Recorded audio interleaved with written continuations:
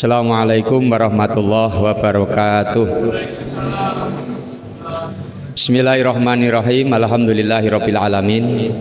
Wa bihi nasta'inu ala murid dunya waddin. Assalatu wassalamu ala asyrafil anbiya'i wal mursalin. Habibina wa syafi'ina wa maulana Muhammad wa ala alihi wa ashabihi ajma'in. Rabbi shrah li sadri wa yassir li amri wa hlul 'uqdatam min lisani yafqahu qawli amma ba'du. Bapak-bapak, ibu-ibu, jamaah salat Isya dan tarawih yang berbahagia, marilah kita mengucapkan puji syukur kita kepada Allah Subhanahu wa taala. Allah masih memberikan kita kesehatan, Allah berikan kita panjang umur sehingga kita bisa melaksanakan ibadah sampai saat ini. Mudah-mudahan ibadah kita diterima di sisi Allah Subhanahu wa taala. Selanjutnya salawat salam tidak lupa kita aturkan kepada penghulu kita yaitu Nabi besar Muhammad Shallallahu Alaihi Wasallam. Mudah-mudahan kita bisa menjadi umatnya dan bisa menghidupkan sunnah-sunnahnya dalam kehidupan kita sehari-hari.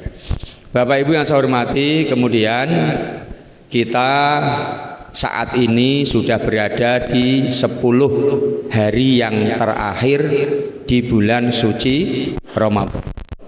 Maka mari kita tengok apa yang dilakukan Allah ketika beliau itu menjumpai 10 hari yang terakhir. Ini ada hadis diriwayatkan langsung oleh Siti Aisyah.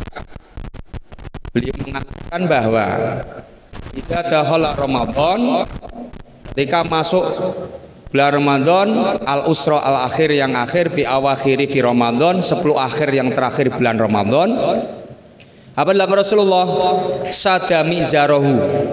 Rasulullah menguatkan ikat pinggangnya, menguatkan kain sarungnya. Wa ahya lailahu. Kemudian Rasulullah menghidupkan malam-malamnya. Wa lahu dan menghidupkan keluarganya. Ada 3 poin Pak yang dilakukan Rasulullah ketika memasuki 10 hari yang terakhir. Yang pertama, Rasulullah menguatkan ikat pinggangnya, menguatkan kain sarungnya. Maksudnya apa? Maksudnya meningkatkan ibadahnya. Kenapa Rasulullah meningkatkan ibadah? Karena kita tahu Pak, ada makalah bahwa khairul umur bi khawatimiha. Baiknya perkara dan buruknya perkara ditengok dari akhirnya. Perkara itu bisa dibuat betul akhirnya Pak. Kita puasa dari awal Ramadan kemarin, tengok akhirnya nanti bagaimana. Makanya kita hati-hati ketika Ramadan ini hampir mendekati akhir, kita harus hati-hati. Kenapa? Karena kebanyakan di waktu itu orang banyak lengah. Kita tengoklah sekarang. Kalau masuk 21 ke atas Pak, orang sibuk, ada yang sibuk nak mudik, ya kan? Ada yang sibuk urus persiapan lebaran, belum beli ini, belum beli itu, belum persiapan rumah dan lain sebagainya, belum mempersiapkan THR, belum nyari ke THR, macam-macam. Yang kadang-kadang itu semua membuat kendor ibadah kita. Maka Rasulullah mengajarkan ke kita kalau 10 rakaat itu ikat kuat kain sarungnya, maksudnya apa? Menguatkan, meningkatkan ibadahnya di bulan Ramadan. Kemudian wa ahya lailahu, Rasulullah menghidupkan seluruh malam-malam di akhir bulan Ramadan tersebut. Tingkatkan tarawihnya, tingkatkan jamaahnya, tingkatkan baca Qur'annya, tadarusnya, tingkatkan sedekahnya. Itu perkuat di 10 hari yang terakhir di bulan Ramadan. Kenapa? Karena ada sebagian ulama, bahkan sepakatan ulama, di 10 hari terakhir bulan Ramadan itulah kemungkinan kuat jatuhnya malam Lailatul Qadar. Semua tahu kita dapat malam Lailatul Qadar. Ibadah semalam itu bisa sama dengan ibadah 80 tahun. Coba Pak, mana ada yang sanggup kita ibadah segitu banyaknya? Nah, maka itu yang harus kita lakukan. Kemudian wa iqadu alau, Rasulullah membangunkan keluarganya. Artinya apa? tidak ibadah sendiri, namun diajak seluruh keluarganya, anaknya, istrinya, diajak semua untuk menghidupkan malam Ramadan. Maka kalau 10 malam terakhir tuh Pak, di mana-mana ramai masjid itu melaksanakan itikaf sama-sama. Bapak bisa berjalan di Demak itu, yang kota besarnya itu, yang masjid besar tinggalan Pali itu setiap 10 terakhir itu mulai jam 12 malah kayak pasar ramenya. Itu dari mana penjuru datang Pak, sampai menuhi jalan. Seluas itu penuh dengan manusia.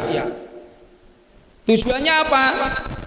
Mereka bersama-sama iktikaf, kemudian sholat malam, dan mengejar yang namanya mendapatkan Lailatul Qadar. Maka dapat berkah semuanya. Yang jualan kanan kiri berkah semuanya. Balik paginya setelah subuh baru balik semuanya. Di Bangoni belum ada Pak masjid yang begitu. Karena kalau tidak biasa pendanaannya cukup lumayan banyak, gitu loh. Makanya walaupun topik itu kita bisa berangkat dari individu masing-masing. Makanya dalam hadis lain dikatakan ketika masuk malam terakhir 10 hari terakhir bulan Ramadan, maka Rasulullah melaksanakan iktikaf hatta tawafahu, bahkan sampai Nabi meninggal dunia. Suma itakafa zauja azwajahu ba'dahu. Kemudian setelah Rasulullah meninggal, diteruskan budaya itikaf itu oleh istri-istri beliau. Nah, ini yang harus kita lakukan. Walaupun toh sebenarnya kita melaksanakan itikaf itu bisa mulai malam kemarin, bahkan bisa tiap malam itu itikaf. Misalkan masuk masjid itu bisa kita itikaf. Misalnya kalau itikaf itu masjid jami. Jadi masjid itu ada masjid jami, ada yang masjid jami. Apa masjid jami? Itu masjid yang digunakan untuk sholat Jumat, itu yang boleh untuk itikaf. Kalau sholat itu tidak ada ceritanya. Ada masjid pribadi yang tidak digunakan untuk Jumat. Akan bisa kita itikaf di sini nih. Ya, ini masjid jami namanya. Masjid yang digunakan untuk sholat Jumat. Nah, kita ramaikan. Sebenarnya kita bisa Pak, dari kita masuk tadi ke masjid ini, masuk kaki kanan dulu baca doanya, kemudian sholat sunnah 2 rakaat, kemudian duduk niatkan itikaf. Sudah boleh, karena itikaf hanya diam saja, hanya biqadri, melebihi ketika kita sujud. Ucapan subhana rabbiyal a'la wa bihamdihi dikali berapa sih lamunnya. Itikaf itu bisa 5 menit bisa, 3 menit bisa. Hanya berdiam diri dalam masjid, niatkan itikaf, sudah berpahala subhanahu wa ta'ala. Dan itu yang dilakukan Rasulullah ketika memasuki malam-malam yang terakhir. Makanya saya pesan kepada kita semua, kita jaga Pak. Karena biasanya masuk pada 10 malam yang terakhir itu godaannya juga semakin kencang, godaannya semakin kuat.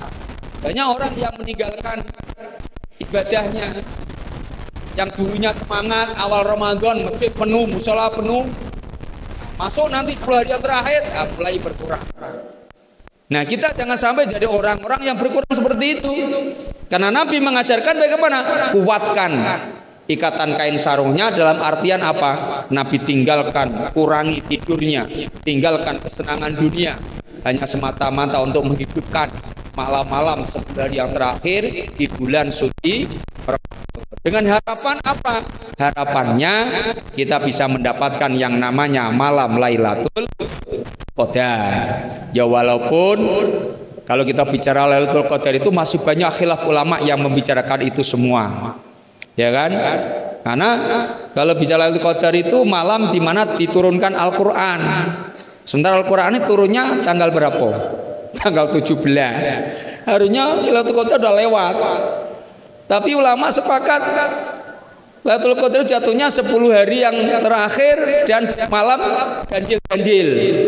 Salah satu pendapat Syafi'i yang ganjil-ganjil itu yang dikuatkan 21, 23, 25, 27, 29. Itu kejar niat malam Lailatul Qadar. Kita niatkan Pak, kalau tidak niatkan tidak akan dapat. Orang niat saja kadang tidak dapat, apalagi kita tidak ada niat.